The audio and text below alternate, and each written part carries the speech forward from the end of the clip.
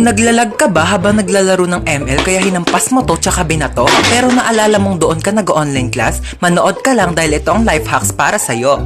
Kumuha ka ng alcohol at bulak, lagyan mo ng alcohol ang bulak at saka mo ipahid sa nabasag mong cellphone. Kumuha ka ng plastic at saka mo i-shoot dito ang nabasag mong cellphone. Tupiin mo lang ang plastic kagaya ng ganito.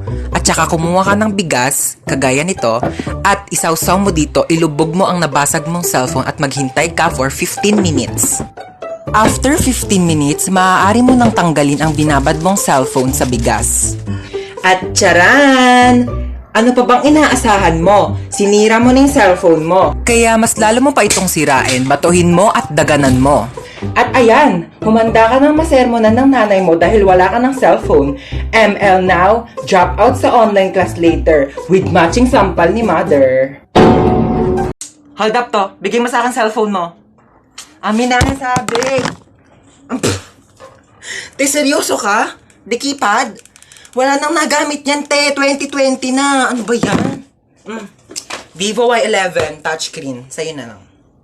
iPhone 11 Pro Max, gusto mo? Eh, gusto mo pala ko na lang sa itong keypad mo. Ito talaga, napaka-arte. Gamitin mo na yan. Pati nga ang wallet mo. Tignan. Binching ko. Ano mabibili mo dito? Isang butil ng bigas? 1,000. Lagyan natin sa wallet mo. Para naman kapag may nang-hold up sa'yo, may mapakita ka namang pera. Pati nga ang bag mo. Tignan mo, walang laman. Buti na lang may laptop ako dito. Sa'yo na lang. Para naman may magamit ka pang online class. At saka, kita mo yung bahay na yon? At yung susi ng bahay nila, doon ka na tumira. Huwag ka magpasalamat sa akin, nakaw ko lang din yan. Hi guys! So ayun, lalayas na po ako dito sa bahay namin. Nagka-problema po kasi kanina. Meron kasing spaghetti sa lamesa namin. Pinaiwan lang pala yun ng kapitbahay namin. Tapos, nung babalikan na nung may-ari, wala na doon yung spaghetti sa lamesa. Tapos ako yung sinisisi nila, kinain ko daw yung spaghetti. Sabi ko, bakit ko kakainin yung spaghetti na yun? Eh, hindi naman ako mahilig doon. Ma'am, pinapatawag po kayo sa guidance. Tatanggalan na daw po kayo ng trabaho. Nag-aaway-aaway na po kasi mga grade 1 doon. Nagsasaksakan ng lapis. Wala daw po kasi nagbabantay na teacher. Bilisan niyo, wala ng ulo yung isa. Aray! Ba't naman nananakit? Oo, alam kong kidnap to, kaya nga sumama ako kasi ayoko na sa bahay. Ay! Oh my gosh, bestie, nakidnap ka din? Oh my God! Lo, bakit nandito ka? Kinidnap nyo rin to? Anong makukuha nyo dyan? Eh, wala namang utak yan. Lo, kala mo siya may atay eh. Inenta mo na nga yung atay mo para makapunta ka sa concert ni Billie Eilish eh. Tapos na nandun ka na, sabi mo, Billy Crawford, I love you! Ano ka, nasa showtime? Bakit nandyan yung crush ko? Kinidnap nyo rin yan? Anong makukuha nyo dyan? Eh, wala namang puso yan. Hindi yan marunong mag-crush ba? Shh! Huwag nga kayong maingay. Ala, hindi ko pala nadala yung two-piece ko. Baka magpa-pool party. Lo, di ka kasama. Mangingitim yung tubig sa dami ng libag mo. Mag-business na lang tayo doon. Magbenta tayo ng liver aid para healthy yung mga atay bago ibenta ng mga sindikato. Manahimik na kayo kung gusto niyo pang mabuhay. Naku kuya, mamamatay na rin ako sa lakas ng putok ng katabi ko. Magpabango ka nga. Takas na tayo. Ayoko, baka magising pa yan, lagot tayo. O sige, maiwan ka dito. Uy, wait lang, sige na nga. Nakakatakot naman dito, ang dilim. Nahiya naman yung kilikili mo, te. Mas madilim pa nga dyan eh, tara na. Hold up to. Oh, hold upper naman ngayon. O kunin mo na tong kasama ko, naiirita na ako sa pagbumuka na ito eh. Umayos kayo, puputokan ko kayo ng barel. Ay, sana all may ipuputok. Sana all ka dyan, ang lakas nga ng putok mo eh, nahiya na yung bulkang tal sa'yo. Yung bulkang tal nga, nanahimik na yung kilikili mo, nanlalaban pa din eh. Kami na yung cellphone mo. Hala, yung cellphone mo, te! Hayaan mo siya, installment lang naman sa home credit yun, tsaka di pa yung bayad. Uy, may dadaan na sasakyan! Kuya, pasakay kami! Uy, kuya, thank you ah. Alam mo ba, tumakas lang kami sa kidnapper at saka may nakasalubong pa kaming hold-upper. Teka, parang familiar yung upuan ko. Oh, andito rin yung mga kasama nating nakidnap. Nakatakas din kayo? Hi guys, welcome back! Ay, hello po, welcome po sa repair shop. Ano po sira niyang cellphone nyo? Naglolo ko yung messenger. Patingin nga po ako ng cellphone nyo. Parang wala naman po ako nakikitang problema dito sa messenger nyo. Parang ikaw po yung may problema. Ayaw kaya nilang ka-chat? Tagal mo break time, nagugutom na ako. Hello po, ano po sira ng cellphone nyo? Pinakialaman ng anak nyo, naging Korean yung language, hindi nyo alam kung paano ibalik. Anong brand nito? Oppo. Oppa na siya ngayon. Ito lang yan, madam. Ayan o, pindutin mo yung settings, tapos hanapin mo yung airplane mode. Pag nakita mo na yung airplane, pindutin mo yan, sakyan nyo yan, lumipad kayo papuntang Korea, doon kayo magpaturo. Di ako Korean. Saka, ay, anong sira na cellphone mo? Naghahang? Nako, madali lang yan. Pindutin mo lang itong lower volume tsaka power button. Ayan, pag namatay na siya, ipalibing mo na condolence. Opo, kayo po yung bumili ng phone dito kahapon. Buong araw na may tumatawag na unknown number. Naku, baka yan yung may-ari ng cellphone na yan. Palitan mo na SIM card yan. Nagbebenta kami ng Globe Smart. Ano nangyari dyan sa pasyente? Naputulan ng paa? O sige, pasok niyo na agad sa emergency room. Operahan na natin yan agad, ha? Oo, ano nangyari sa'yo? Naputulan ka ng paa? Diyos ko! Ipahid mo tong mga to. Inumin mo tong pinakulang oregano. Inumin mo tong efficacent oil. Ay, ipahid mo lang pala yan. Dahon.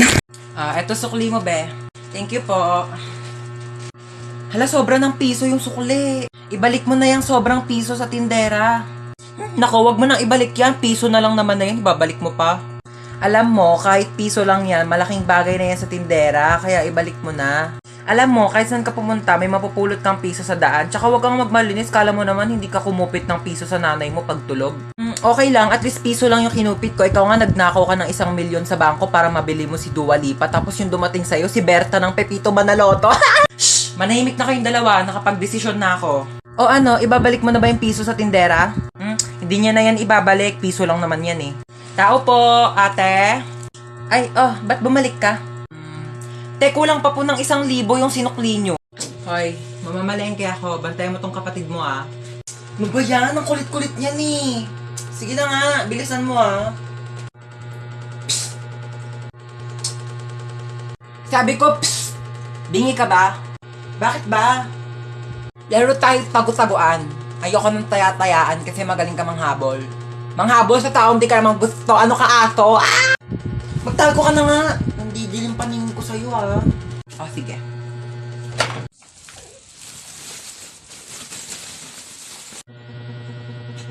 Tao po. Ano po yon? Kunin ko lang yung basura nyo. Sige po. Eto po, medyo mabigat. Ang bigat nga. Salamat. Kuya.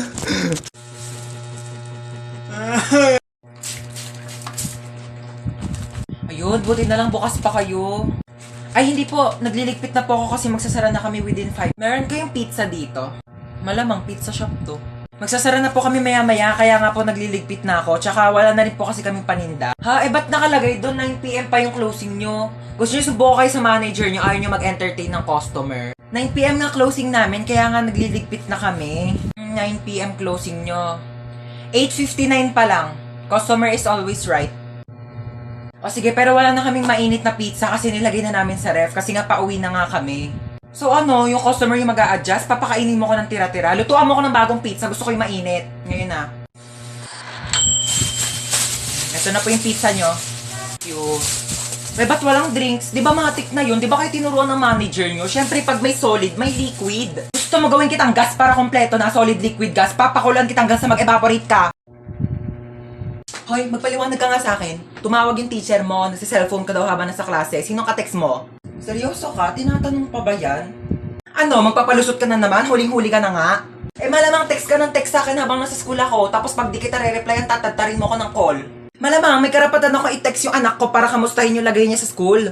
Hindi pa nga ako nakakaalis ng bahay, nagte-text ka na, tapos di pa ako nakakarating ng school, may text ka na agad. Huwag kang lumayo sa usapan, bakit ka nagse-cellphone sa klase? Kasi nga nagte-text ka, kaya re-replyan ko. Ganto na lang, di na lang ako magdadala ng cellphone para di na magsabi yung teacher na nagse-cellphone ako sa klase. Hindi ka magdadala ng cellphone mo, para ano? Para di kita makontak? Tapos magagawa mo na lahat ng gusto mo, magiinuman kayo ng mga kaibigan mo? Sumugot ka! Di magdadala na lang ako ng cellphone, pero wag ka na lang mag-text habang nasa klase ako para di ako sabihan ng teacher na nagse-cellphone sa klase. So tinatanggalan mo na ako ng karapatan maging nanay mo? Hindi na kita pwedeng kontakin, ha? Sinisigawan mo na ako, sinasagot-sagot mo na ako.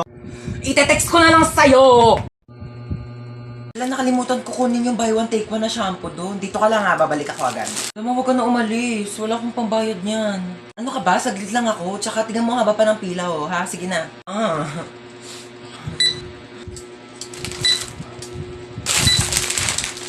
175 po lahat. Next! Ano na?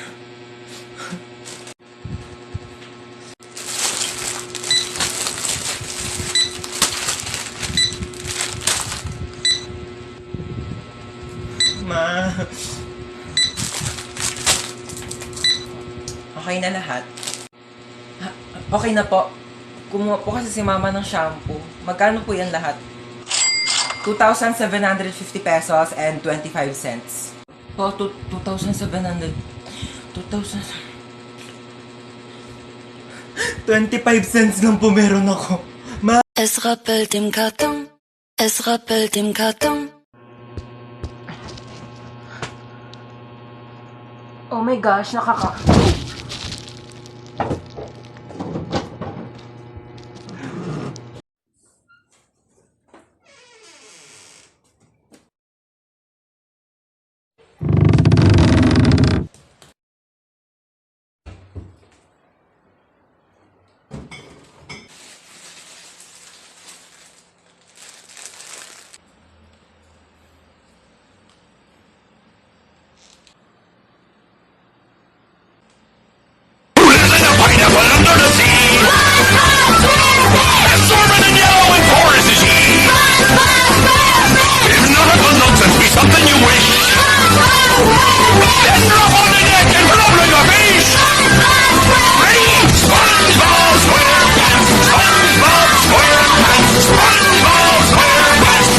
Galit ako.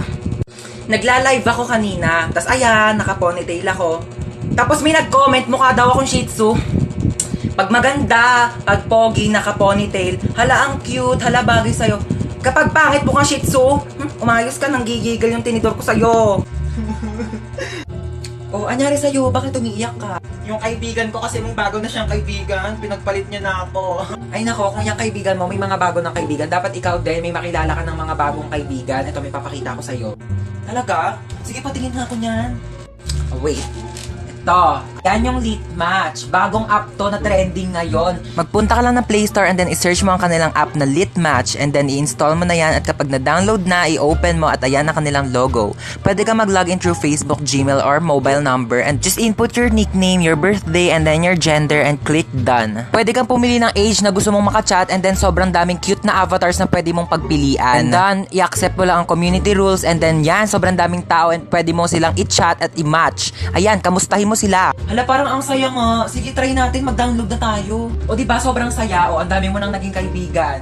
O ikaw, gusto mo rin ba makakilala ng mga bago pang kaibigan? Ako, mag-download ka na rin ng Lit Match ngayon na.